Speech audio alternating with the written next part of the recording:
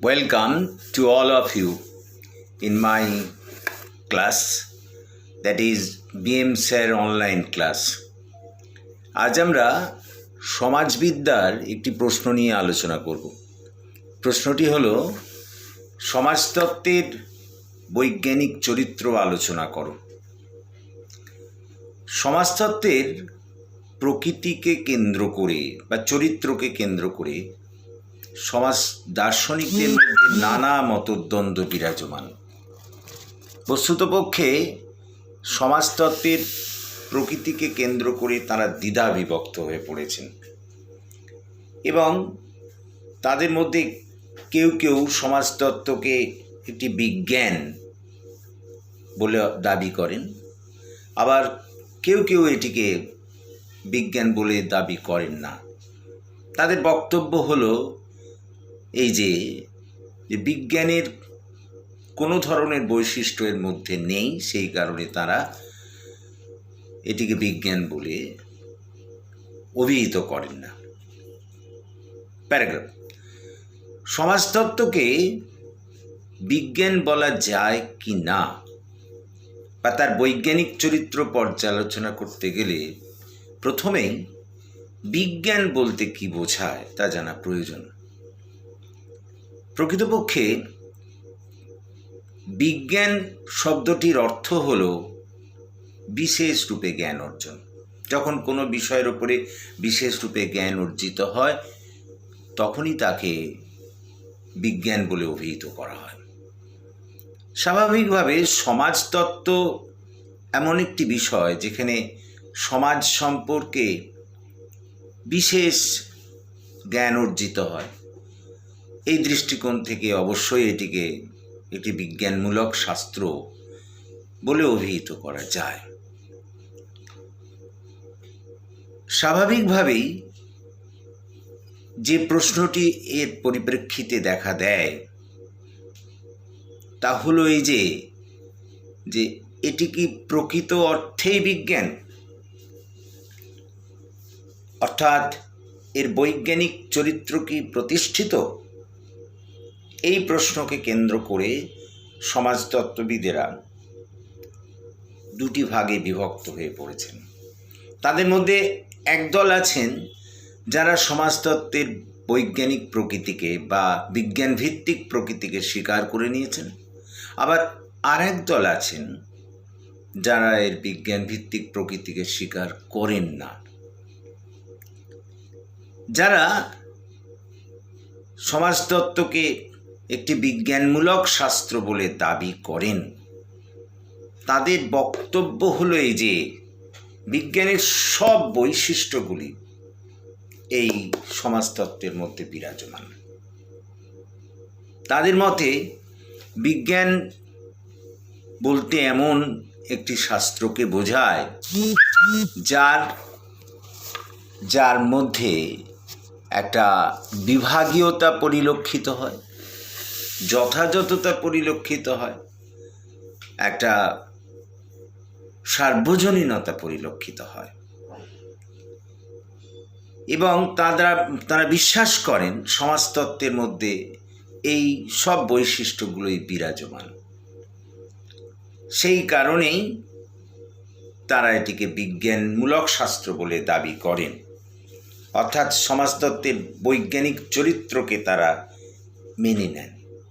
যেসব কারণে তারা সমাজতত্ত্বকে বিজ্ঞানমূলক শাস্ত্র বলে দাবি করেন বা সমাজতত্ত্বের বৈজ্ঞানিক চরিত্রকে মেনে নেন তাকে আবার কয়েকটি ভাগে ভাগ করে আলোচনা করা যায়।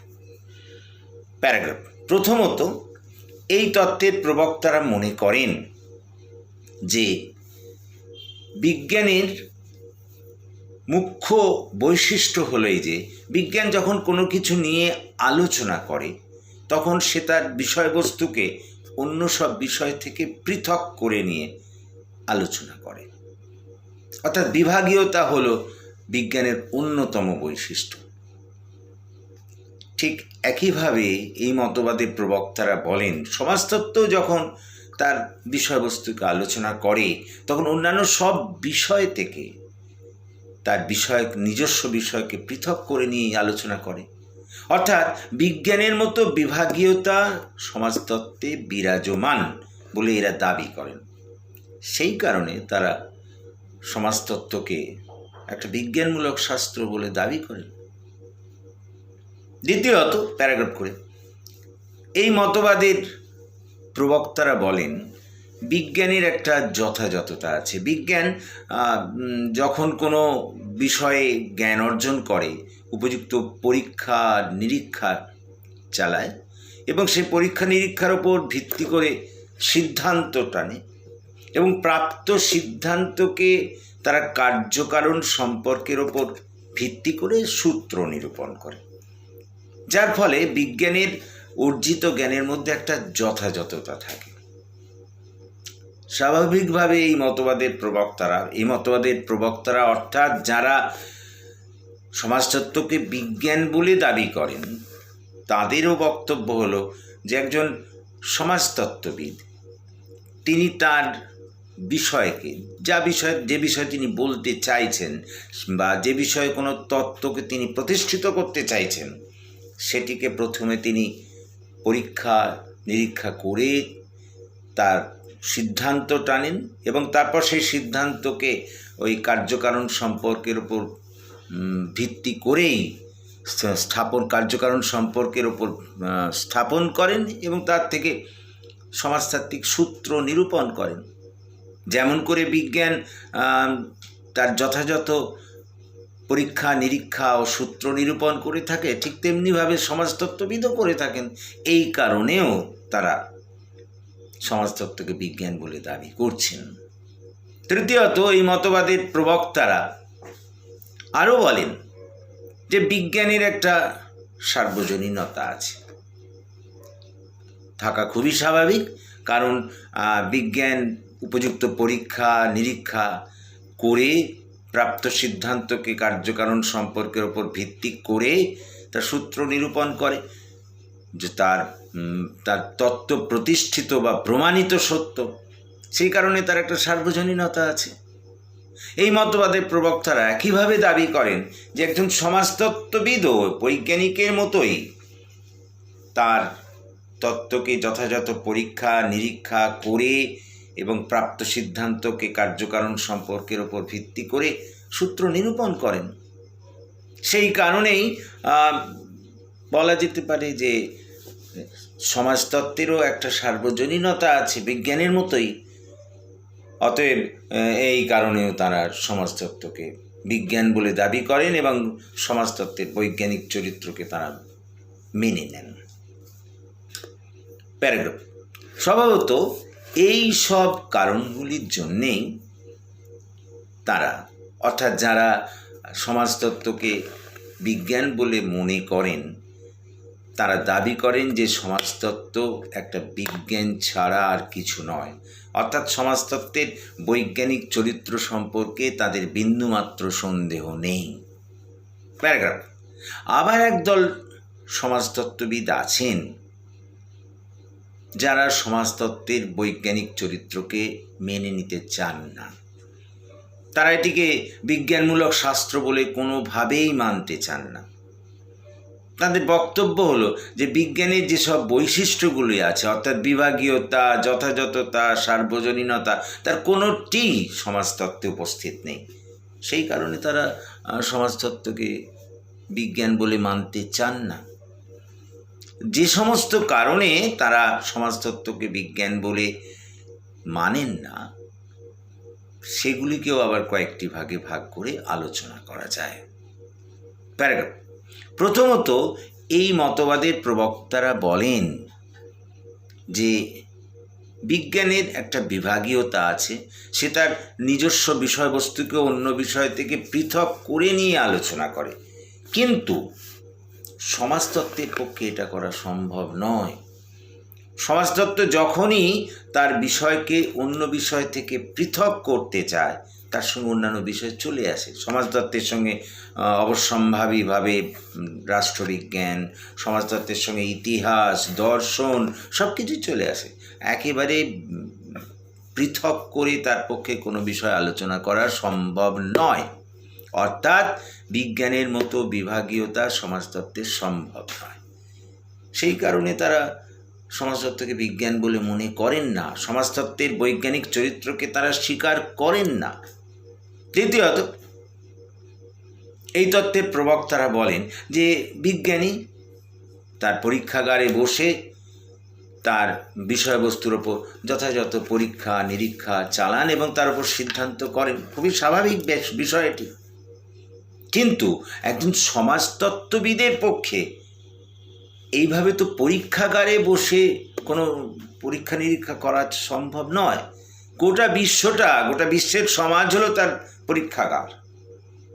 স্বাভাবিকভাবেই এই বিশ্বের সমাজ পরীক্ষাগার হওয়ায় এবং তার পরীক্ষার বিষয়বস্তু মানুষকেন্দ্রিক হওয়ায় তার পক্ষে যথাযথ সিদ্ধান্ত টানা সম্ভব হয় না। কারণ যাদের নিয়ে তিনি পরীক্ষা নিরীক্ষা চালান তারা এতই পরিবর্তনশীল যে তার থেকে কোনো যথাযথ সিদ্ধান্ত তার পক্ষে টানা সম্ভব নয়। অর্থাৎ গোটা বিশ্বই হলো তার পরীক্ষাগার, মানুষই হলো তার পরীক্ষার উপকরণ, এবং সেই মানুষ এত পরিবর্তনশীল যে তার উপর ভিত্তি করে কখনোই তিনি যথাযথ কোনো পরীক্ষা নিরীক্ষাও চালাতে পারেন না, কোনো সিদ্ধান্তও টানতে পারেন না। স্বাভাবিকভাবে বিজ্ঞানের পরীক্ষার বা বিজ্ঞানের ক্ষেত্রে যেমন যথাযথতা আছে, কিছুতেই সমাজতত্ত্বের মধ্যে সেই যথাযথতা থাকা সম্ভব নয়। সেই কারণে তারা এটিকে বিজ্ঞান বলে মেনে নিতে চান না। তৃতীয়ত, এই তত্ত্বের প্রবক্তারা বলেন যে বিজ্ঞানের একটা সার্বজনীনতা আছে, এটা তো খুবই স্বাভাবিক, কিন্তু বিজ্ঞানের সার্বজনীনতার মতো সমাজতত্ত্বের কোনো সার্বজনীনতা নেই। কারণ সারা বিশ্ব জুড়ে বিভিন্ন দেশে যে সমাজ ব্যবস্থা আছে সেই সমাজ ব্যবস্থা সর্বত্র এক নয়। প্রত্যেকের সংস্কৃতি, প্রত্যেকের রীতিনীতি, আচার অনুষ্ঠান ভিন্ন। স্বাভাবিকভাবেই কখনোই সমাজতাত্ত্বিক দিক দিয়ে এইসব সংস্কৃতি বা আচার আচরণের ক্ষেত্রে সার্বজনীনতা আনা সম্ভব নয়। অর্থাৎ বিজ্ঞানের মতো সার্বজনীনতা সমাজতত্ত্বের নেই। প্যারাগ্রাফ। স্বভাবত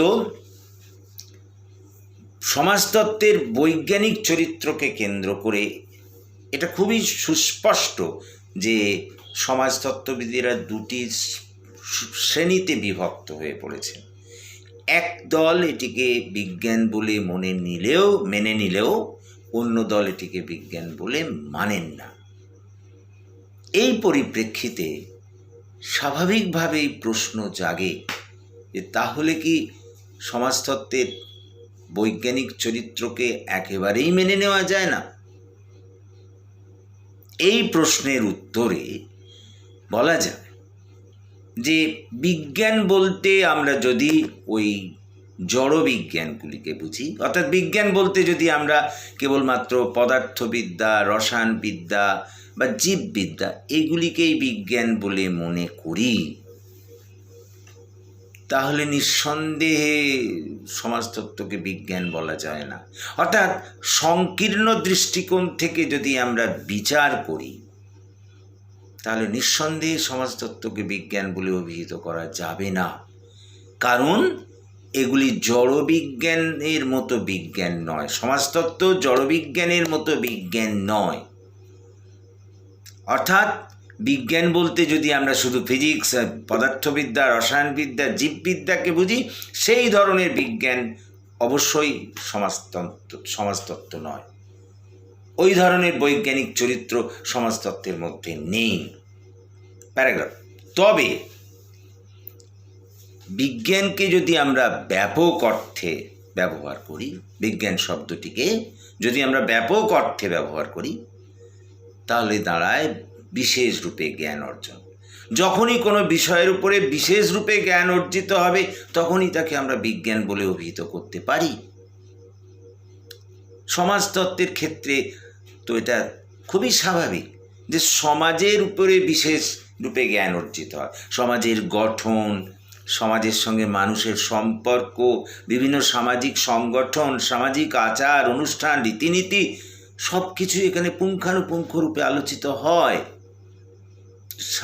সমাজ সম্পর্কে যেহেতু একটা বিশেষ আলোচনা, পুঙ্খানুপুঙ্খ আলোচনা সমাজতত্ত্বে হয়, তাহলে সমাজতত্ত্বকেও বিজ্ঞান বলা যায়, সমাজতত্ত্বের বৈজ্ঞানিক চরিত্র প্রতিষ্ঠিত হয়।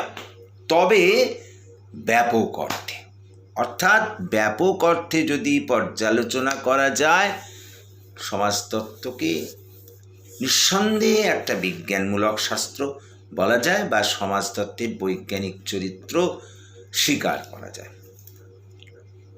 প্যারাগ্রাফ।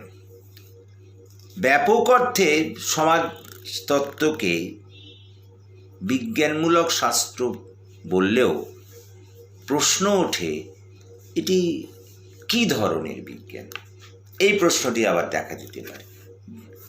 এই প্রশ্নের উত্তরে বলা যায় যে সমাজতত্ত্ব অবশ্যই একটা সামাজিক বিজ্ঞান, কারণ সমাজ এবং সমাজস্থ মানুষই হলো এর আসল বিচার্য বিষয়।